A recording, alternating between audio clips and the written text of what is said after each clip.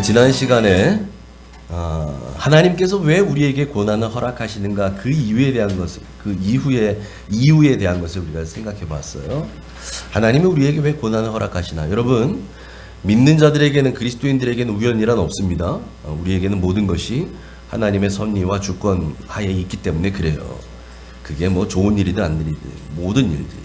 세상 사람들은 우연이라 말하지만 우리에게는 우연이 없어요. 다 하나님의 섭리 가운데 있어요. 자, 그렇다면 우리에게 고난이 오는 것도 역시 하나님이 허락하셔서 되는 것이다. 욥에게도 그랬잖아요. 욥. 예. 사탄이 욥을 시험할 때요, 하나님께 허락받고 시험합니다. 그죠? 우리 그걸 알고 있죠? 예. 사탄이 함부로 하지 않아요. 그래서 예수님도 뭐라 그래요? 공중에 나는 참새 한 마리가 떨어지는 것도 하나님께서 말씀하셔야 허락하셔야 떨어진다는 거예요. 예. 그러니까 여러분, 우리 삶 가운데 일어나는 모든 일들은 괜히 우연히 이런 거 없어요. 하나님의 섭리 가운데 있다. 자, 그런데 우리가 그러면 왜 고난이 우리 삶 가운데 찾아오느냐? 고난을 통해서 하나님은 우리가 하늘의 위로를 경험하기를 원하셔요. 하늘의 위로. 사람이 새치어로 하는 이 정도의 이 위로 말고요. 하나님이 주시는 위로. 그래서 그 위로를 경험하고요. 우리가 그 위로를 경험하게 되면 그 하늘의 위로를 경험한 사람은 나 말고 또 다른 사람이 고난 가운데 처해져 있을 때 내가 받은 위로를 가지고 그 사람을 위로해 주기를 원하신다는 거예요. 그래서 하나님께서 우리에게, 특히 우리 믿는 사람들에게 고난을 허락하신다. 이것이 지난 시간에 우리가 살펴봤던, 정확히 말하면 고린도후서 1장 3절과 4절에 있는 내용이 이 얘기입니다. 자, 그런데요, 그러다 보니까 교회 안에서 이런 사람들이 있어요. 늘 위로만 받기를 원해. 교회 오면 다 나를 위로해 주세요. 나를 알아주세요. 나를 좀 이렇게 으쌰으쌰 해주세요. 이것만 원하는 사람이 있어요. 물론 처음에는 그럴 수 있죠. 그런데 늘 1년 내내 예수 10년 믿고 20년 믿어도 똑같이 그렇게 산다면 그런 사람의 신앙은 어린아이 신앙이라고 말해요. 어린아이. 여러분, 아이들이 그렇잖아요. 어린아이들. 애들은 뭐 자기가 뭐 해요? 가서 다 엄마가 아빠가 다 해주고 뭐 잘한다 해주고 이래야만 되는 거죠.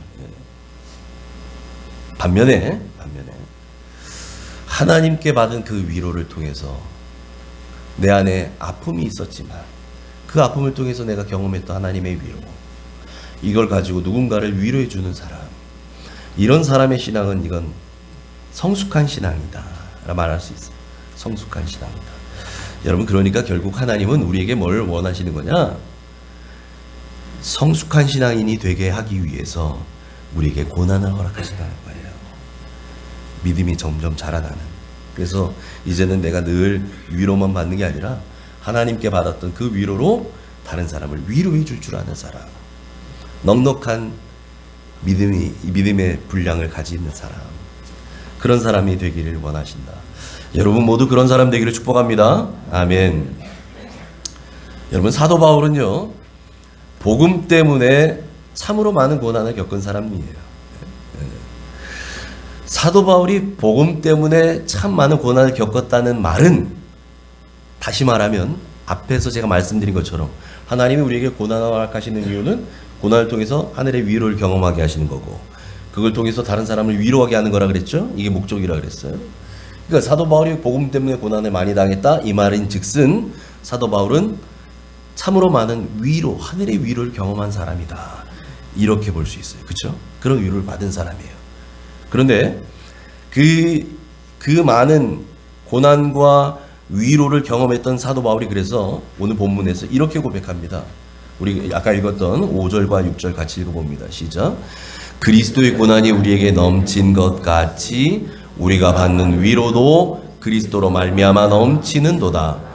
우리가 환난 당하는 것도 너희가 위로와 구원을 받게 하려는 것이요, 우리가 위로를 받는 것도 너희가 위로를 받게 하려는 것이니 이 위로가 너희 속에 역사하여 우리가 받는 것 같은 고난을 너희도 견디게 하느니라. 아멘. 사도 바울의 인생은 이 고난의 파도를 뚫고 지나온, 견뎌온 그런 인생이라고 말할 수 있어요. 그러니까 앞에서 제가 말씀드린 것처럼 이 바울의 인생만큼 여러분 이렇게 많은 고난 당한 사람 없어요. 복음 때문에. 또 그만큼 하나님의 많은 위로. 이건 바울만 알아요. 바울만. 사도 바울이 경험했던 그 하늘의 위로가 있거든요. 그 많은 위로를 경험했던 사람이라는 거죠. 그런데 사도 바울은요, 자기가 경험했던 그 고난을 통한 하늘의 위로, 이것을 나 개인의 것으로만 국한시키지 않습니다. 오늘 성경 보니까 이걸 어떻게 하느냐, 이것을 고린도 성도들이 앞으로 받게 될 고난과 위로와 같은 것으로 여긴다는 거예요. 그래서 지금 뭐라고 얘기하냐면 사도 바울이 6절에 그렇잖아요.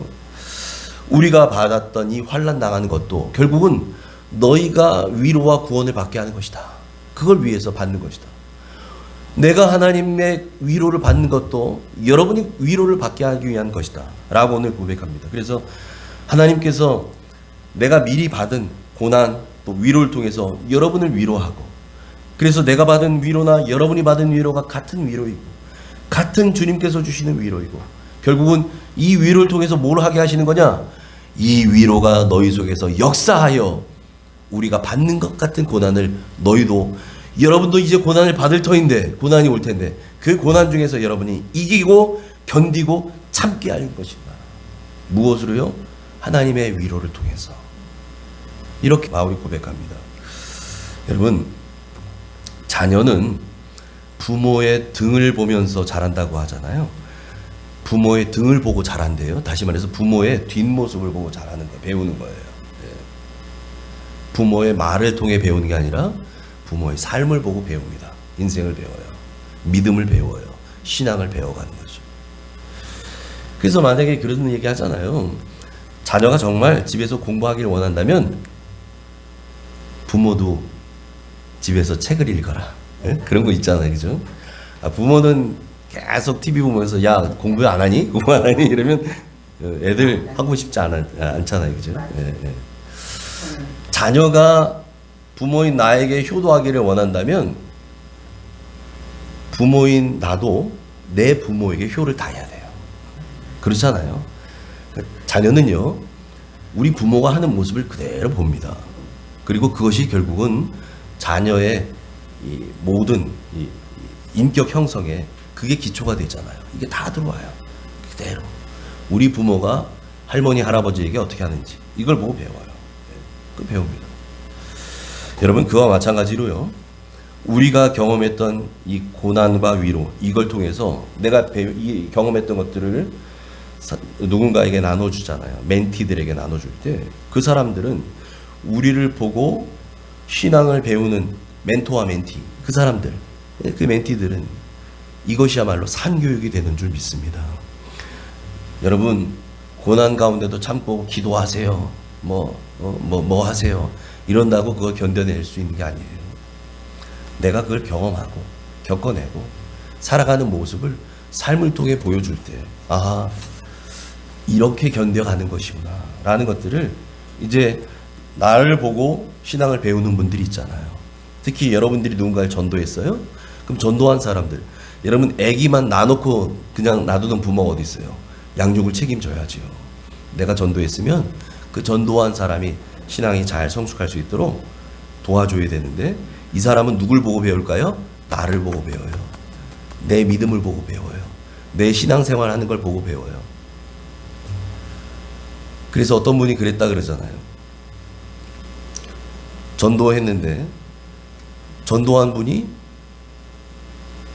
자기를 전도해 준 분이 시골 교회 집사님이었는데, 여러분 시골이다 보니까 교회 가기도 멀잖아요. 멀어. 가기도 어려워요. 그러니까 이분이 언제 가냐면 농사일에 바쁘기도 하니까 주일날만 가는 거예요, 교회를. 근데 뒤늦게 전도 받은 분이 은혜를 받았어요. 성령을 경험했어요. 그랬더니 이분이 마음 가운데 예배에 대한 사모함이 막 솟구치는 거예요. 그래서 알아보니까 교회는 일요일만 예배하는 게 아니라 평일에도 예배를 한다는 소식을 들은 거예요. 그래서 그 자기를 전도한 분한테 가서 수요일날도 예배가 있다고 하는데 수요일날 교회를 몇 시까지 가야 되냐 했더니 이분이 그랬다는 거죠. 수요일날? 난 안 가. 나는 주일에만 가. 그래서 이제 그분이 나중에 수요일도 가고 금요일도 가고 나중에 새벽 예배도 가고. 여러분, 앞에서 말했듯이 사도 바울은요 참으로 많은 고난을 겪은 사람입니다. 그리고 그것을 오늘 성경에서 사도 바울이 이렇게 얘기해요. 8절 9절 같이 읽습니다. 시작. 형제들아, 우리가 아시아에서 당한 환난을 너희가 모르기를 원하지 아니하노니 힘에 겹도록 심한 고난을 당하여 살 소망까지 끊어지고 우리는 우리 자신이 사형 선고를 받은 줄 알았으니 이는 우리로 자기를 의지하지 말고 오직 죽은 자를 의지하게 하심이라. 아멘. 바울이 참 많은 고난을 겪었는데요, 복음 때문에. 특별히 아시아에서 전도할 때, 선교할 때 받았던 이 고난이 있어요. 어려움이 있어요. 이거를 사도 바울이 떠올리면서 그 당시의 느낌을 뭐라고 표현하냐. 오늘 성경 보니까 힘에 겹도록 심한 고난을 당했다. 얼마나 심했는지 살 소망이 끊어졌다고 말해요. 야, 나 이제 다 죽었다 이 말이에요. 살 소망이 끊어졌다는 얘기는 나 이제 죽었네, 이 정도까지. 여러분, 그래서 비근한 예로 루스트라 같은 데서는 돌에 맞았는데 죽은 줄 알았어요. 사람들이 성 밖으로 내다 버렸어요. 바울을. 예? 돌에 맞아갖고 거의 의식이 없는 상태예요. 이 사람 다 죽었다. 사람들이 버렸다고요, 바깥에다가. 그 정도로 많은 고난을 겪었어요, 사도 바울이. 그래서 그런 고난들을 바울이 뭐라 표현하냐면 힘에 겹도록 심한 고난을 당하였다. 여러분, 여기서 힘에 겹도록 심한 고난이라고 하는 이 고난이요, 이 고난을 제가 헬라어로 찾아 설명을 드려봅니다. 이 헬라어로 바레오라 그래요. 바레오. 이 고난이 보통 고난이 아니에요. 힘에 겹도록 심한 고난이라고 하는 이 고난에 쓰인 이 단어가 바레오라고 하는 단어가 쓰이는데, 이 바레오라는 단어가 어떤 뜻이냐면 위에서 내리누르다, 무겁게 짓누르다, 이런 뜻을 갖고 있어요. 그러니까 이 사도 바울이 지금 회상하고 있는 아시아에서 당했던 그 말할 수 없는 고난, 이 고난이 어떤 고난이냐면 위에서 강한 힘으로 확 짓누르는 것 같은, 그러니까 내 힘으로는 도저히 벗어날 수 없는 고난이에요. 나로서는 어쩔 수 없어. 나는 꼼짝없이 죽어야만 되는 그런 고난을 처했다는 거예요. 이런 고난을 바울이 경험했다는 거죠. 여러분, 그러니까 이런 고난을 겪다 보니까 바울이 고백하는 거예요. 내가 이런 고난이기 때문에 난 이제 살 소망도 끊어진 것 같고, 그리고 나서 그 앞절에는 뭐라고 얘기하냐면 사형 선고를 받은 줄 알았다. 내 인생 끝난 줄 알았다, 이 얘기죠. 이렇게 소망이 다 끊어진 것만큼 극심한 고난을 겪었다는 거예요, 바울이. 무엇 때문에? 복음 때문에, 주님 때문에. 여러분, 어쩌면 이 자리에 예배하러 나오신 여러분들 중에도 이런 경험을 경험하신 분들이 계실지 모르겠어요. 정말 사형 선고를 받은 줄 알 만큼 살 소망도 끊어지는 것 같은 그런 기분에 휩싸이는 때 있잖아요.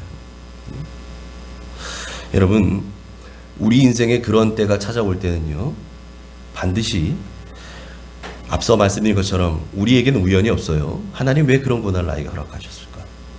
내가 예수 정말 제대로 믿어보겠다고 했는데, 예수 제대로 믿어보겠다고 결심하고 작정한 다음 날부터 예상치 못했던 고난이 시작된다든지,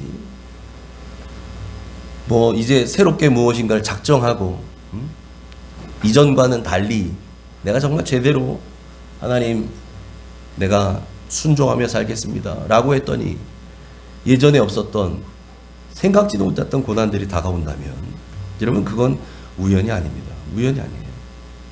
그럴 때는요, 나에게 왜 이런 고난이 찾아왔는지, 하나님이 왜 이런 고난을 허락하셨는지를 아는 게 중요해요.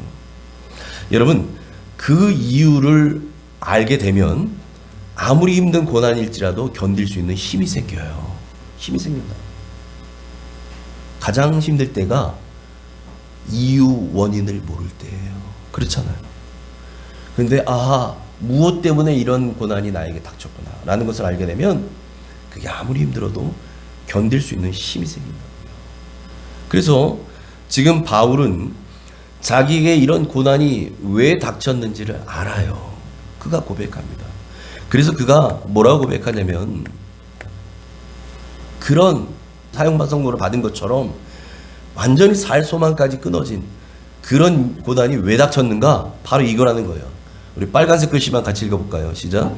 이는 우리로 자기를 의지하지 말고 오직 죽은 자를 다시 살리시는 하나님만 의지하게 하심이라. 아멘. 하나님께서요, 여러분, 바울뿐만이 아니라 우리에게도 마찬가지입니다.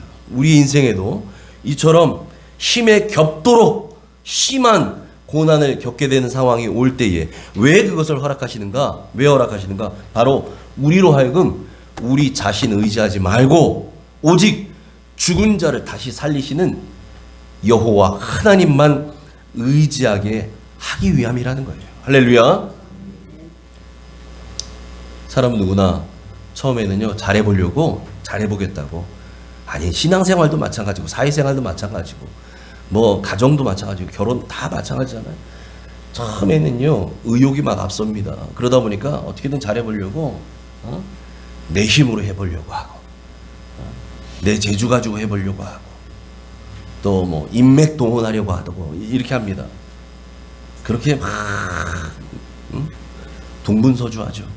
그러다가 여러분 얼마 가지 않아서 지치기 시작해요. 지쳐요. 사람은 내 힘으로 하다 보면 여러분 하나님 일도 마찬가지예요. 하나님 일 봉사하는 것도요 내 힘으로 하잖아요. 지칩니다. 그까지 하기 어려워요. 지쳐요. 그 모든 것들이 다 소용없다는 것들을 머지않아 깨닫게 됩니다. 그리고 나면 그제서야 비로소 하나님을 찾게 되죠. 여러분, 큰 의사로부터 큰 중병이라고 하는 진단을 받게 되면 이 병 고쳐보겠다고 뭐 여러 가지 것들을 다 쓰잖아요. 좋다고 하는 약도 먹어보고 용하다고 하는 의사도 찾아가보고 뭐 여러 가지 민간요법도 하고 뭐도 하고 다 하잖아요. 그렇게 하다가 나중에 안 되면 그리고 나서는 기도원 간대요.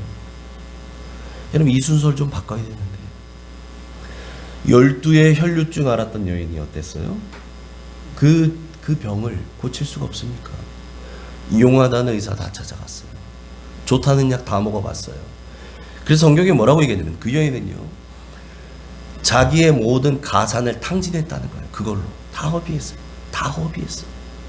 12년 동안 이거 고쳐보겠다고. 여러분 여자가 이 하혈이 멈추질 않아요. 그러면 정상적인 가정생활이 되겠어요? 안 되죠. 어려워요. 그러니 그 여자 주위에는 가족도 떠나고 아무도 없겠죠. 성경에 나오지 않지만 그렇게 12년을 살았어요. 이거 고쳐보겠다고요? 모든 가지고 있는 거 다 탕진합니다. 그러다가 마지막으로 어느 날 소망이 다 없어져 가는 때에 나사렛 예수라는 분이 지나가신다는 소식을 듣잖아요. 이 여인 돌에 맞아 죽을 각오를 하고 주님께 나아갑니다. 율법에 의하면 유출병 있는 사람이 다른 사람과 접촉하면 그 사람도 부정해져요. 다른 사람. 공동체 전체를 부정하게 만드는 일이에요. 그 일에 가던 그 많은 남자들, 그 많은 사람들 다 부정하게 만든 여자예요. 그거 들통나면 이 여자는 거기서 돌에 맞아 죽어야 돼요. 그런데 그 여인이 주님께 나아가잖아요. 그리고 주님의 긍휼함을 입고 치유를 경험하잖아요. 여러분 내가 할 거 세상 방법 다 써봐도 여러분 그걸로 되지 않아요. 그거 되지 않아요. 답은 누구에게 있어요? 주님께 있어요. 주님께 있어요. 일전에 제가 소개해드린 적 있는 하나님은 3등입니다 라고 하는 작자 미상의 시가 있어요. 하나님은 3등입니다. 1등은 하고 싶은 일, 2등은 해야 하는 일, 3등은 하나님 만나는 일. 하고 싶은 일 다 하고 해야 하는 일도 다 마치고 그 후에 여유가 있으면 하나님을 만납니다. 내게 하나님은 3등입니다. 어려운 일 생길 때도 하나님은 3등입니다. 내 힘으로 한번 해보고 그래도 안 되면 가까이 있는 사람에게 도와달라고 하고 그나마도 안 될 때 하나님을 부릅니다. 그래서 하나님은 내게 3등입니다. 거리에서도 하나님은 3등입니다. 내게 가장 가까이 있는 사람은 나 자신, 그 다음은 내 마음을 알아주는 사람, 그 다음에야 저 멀리 하늘에 계신 하나님이십니다. 내게 하나님은 언제나 3등입니다. 그런데 하나님께 나는 1등입니다. 무슨 일이 있어도 내가 부르기만 하면 1등으로 도와주십니다. 내가 괴로워할 때는 만사를 제쳐두고 달려오십니다. 아무도 내 곁에 없다고 생각될 때 홀로 내 곁에 오셔서 나를 위로해 주십니다. 나는 하나님께 언제나 1등입니다. 나도 하나님을 1등으로 생각했으면 좋겠습니다. 만사 제쳐놓고 나를 만나주시고 작은 고비 때마다 내 손 잡아주시는 내게 1등으로 가까이 계신 하나님을 나도 1등으로 생각하면 좋겠습니다. 내게 1등이신 하나님을 나도 1등으로 모시고 싶습니다. 여러분에게 하나님은 몇 등이신가요?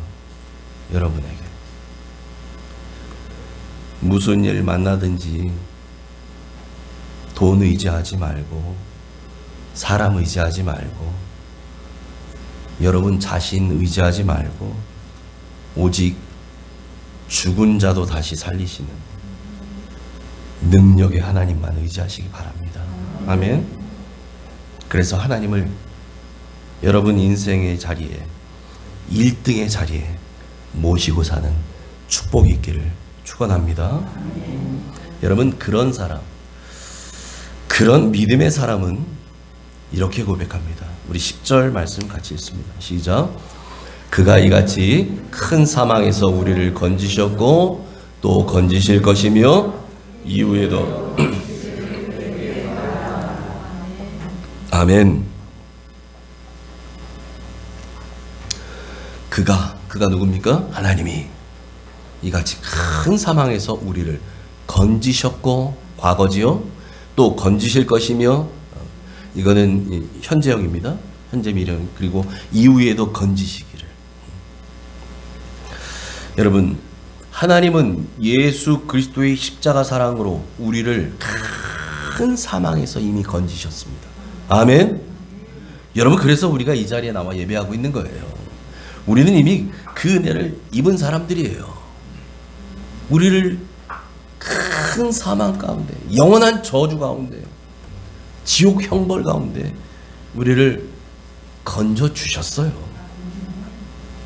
뿐만 아니라 하나님은 오늘 우리가 겪고 있는 그 어려움 가운데서도 반드시 우리를 건져 주실 것입니다.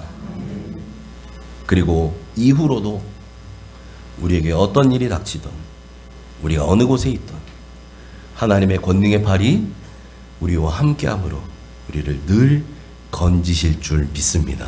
아멘. 그래서 여러분 믿음은 이렇게 정의할 수 있을 것 같아요. 지난날 함께 하셨던 그 주님의 은혜를 기억함으로 지금 내가 맞닥뜨려 있는 당면한 이 문제 상황 속에서도 주님이 나와 함께 하신다는 사실을 기대하고 믿는 것이에요. 아멘. 그래서 여러분 기독교는 무슨 종교라 그래요? 체험의 종교라고 하잖아요. 체험의 종교라 그래서 무슨 이상한 체험만 제가 얘기하는 게 아니에요. 간증은 뭐예요? 내가 만난 주님을 그의 얘기하는 게 간증이잖아요. 우리 삶 가운데 죽었다 살아나는 경험만 간증이 아니라 어제 하루 내가 살아오면서 내가 만났던 일상 중에서 만났던 하나님, 그 하나님의 경험들을 기억하는 거, 이게 너무너무 중요합니다, 여러분.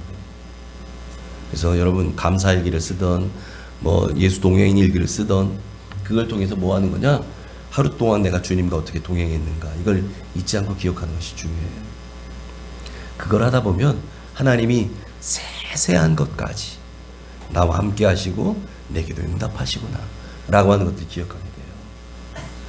그래서 그렇게 지난날 내가 걸어온 모든 걸음이 은혜의 연속이었다라고 하는 것들을 기억하는 거예요.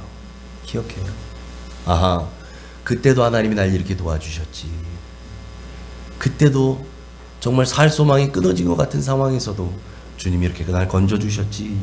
그러니 지금 내 앞에 있는 이 문제에도 주님께서 반드시 나와 함께 하신다라는 기대감을 갖는 것, 이게 바로 믿음이라는 거죠. 믿음. 그래서 여러분, 믿음으로 사는 삶이란 어떤 생활이냐? 믿음으로 산다는 것은 어제의 은혜를 기억하며 오늘을 살아가는 거고요, 오늘의 믿음으로 내일을 기대하는 것인 줄 믿습니다. 아멘. 어린 딸이요, 종이에다가 자기 마음대로 막 낙서한 거, 그걸 가지고 작품으로 만드는 화가가 있대요. 예? 루스 우스터만. 이름 들어보니까 외국 사람이죠? 맞아요, 외국 사람이에요. 여자분인데 이분이에요. 위에 있는 웃는 얼굴이 딸이고 그 아래에 있는 이 엄마가 화가예요. 먼저 이분이 어떻게 작품들을 만들었는지를 보여드릴게요. 한번 보시죠. 저기 왼편에 있는 게 저 딸이 종이에다 막 낙서한 거예요. 막 펜으로. 그죠? 애가 지 맘대로 막 노는 거예요. 그걸 가지고 저렇게 부엉이를 그렸어요. 뭐 찍찍찍찍 걷죠? 그걸 가지고 이 엄마가 그 종이를 갖고 나무를 그렸어요. 나무 위에, 여러분 잘 안 보이시겠지만 거기 보면 강이 흐르고 있고 호수가 흐르고 그 위에 이렇게 구름다리를 그려놨네요. 애가 뭐 동그라미를 막 그렸네, 낙서하듯이. 그걸 가지고 놀이동산에 가면 뭐 이렇게 놀이동산에 있는 건지 뭔지 아무튼 뭐 그런 걸 이렇게 그려놨네요. 예. 밑에 소파도 있고, 또 애가 뭐 막 겹치게 그린 걸 가지고 나무를 그리고 그 밑에 가로가는 사람 두 사람, 배도 옆에 그려놨네요. 또 이렇게 막 낙서한 걸 가지고는 공주님 같아요. 공주님을 이렇게 만들어놨네요. 이것도 보니까 뭐 대충 이렇게 그린 것 같은데 저걸 그 사슴뿔로 만들어서 그렸어요. 예. 여러분 어떠세요? 참 기발한 것 같지 않나요? 기발해요. 예. 저렇게 애가 대충 지 맘대로 막 찍찍찍찍 놀다가 낙서한 것 같은, 저 망쳐버린 것 같은 그림을 멋진 작품으로 이 엄마가 이렇게 바꿀 수 있는 것은 아마도 이 엄마만의 가지고 있는 탁월한 눈썰미, 이걸 보고 무엇을 연상할 수 있는 거죠. 눈썰미. 그리고 그 낙서도 멋진 작품으로 바꿀 수 있을 만큼 탄탄한 화가로서의 실력이 있기 때문에 저게 가능한 거죠. 그러니까 이분의 손에 들어가면 어떤 낙서도 작품으로 바뀌는 거예요. 작품으로. 여러분, 우리 주님은 망가진 것 같은 우리 인생을 이처럼 멋진 작품으로 바꿔주시는 분입니다. 우리 중에 어쩌면 제 인생은 이미 망쳐버렸어요. 회생 불가입니다. 이렇게 말하면서 포기하고 싶은 그런 분이 계실지도 몰라요. 내 인생은 이미 다 망가진 인생입니다. 여러분, 만약 그런 분이 계신다면 기억하시기 바라요. 우리 힘으론 내 인생 망가진 거 회복할 수 없지만 주님은 하실 수 있습니다. 주님은 하셔요. 주님은. 왜 주님이 하실 수 있느냐?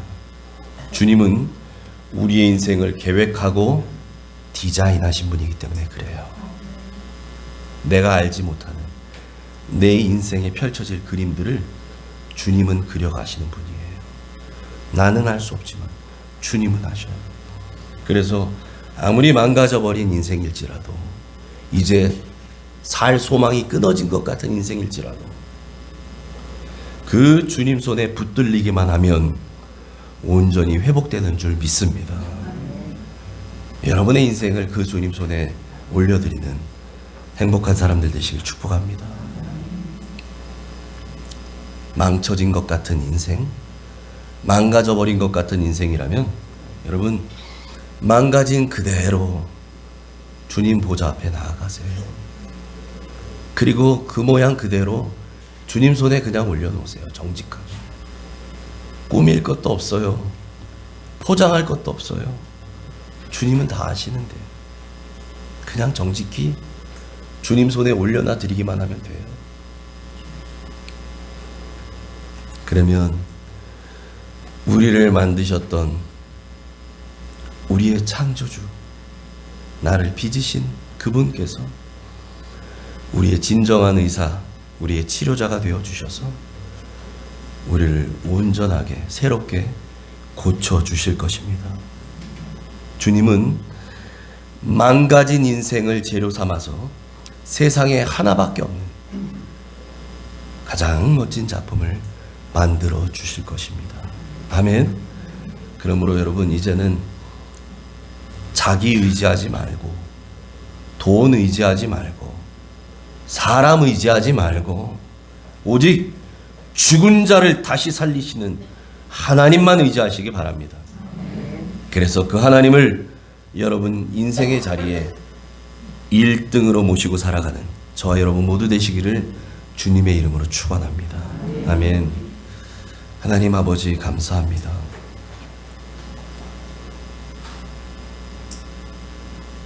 때로는 말할 수 없는 큰 고통과 어려움 때문에 우리에게 살 소망이 끊어져 버리는 것 같은 그런 때를 만나기도 하고, 이미 만났고 또 만나게 될지도 모르는 우리들의 인생일진데, 하나님, 그럴 때 우리가 무엇을 의지하겠습니까?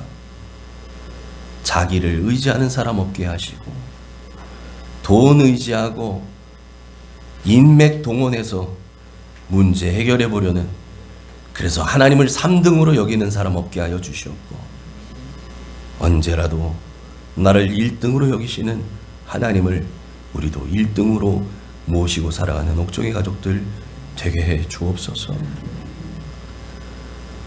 때로는 원치 않는 사건과 사고와 일들로 인해 우리의 인생이 망가진 것 같고 망쳐버린 그림 같은 그런 사람이 있을지라도, 하나님은 그런 망가진 인생을 재료 삼아 세상에 단 하나밖에 없는 가장 멋진 작품을 만드시는 분이라는 것을 믿음으로, 하나님, 그 하나님 손에 우리의 모습 그대로를 올려드림으로 날마다 부어주시는 하나님의 위로와 회복을 경험하는 복 있는 인생들 되게 하여 주옵소서. 그런 마음으로 오늘도 말씀을 듣고 결단하며 기도하는 성도들을 주님 기억하시사 주님과 동행하는 복 있는 인생, 남은 평생 되게 하여 주시옵소서. 예수님 이름으로 기도합니다. 아멘.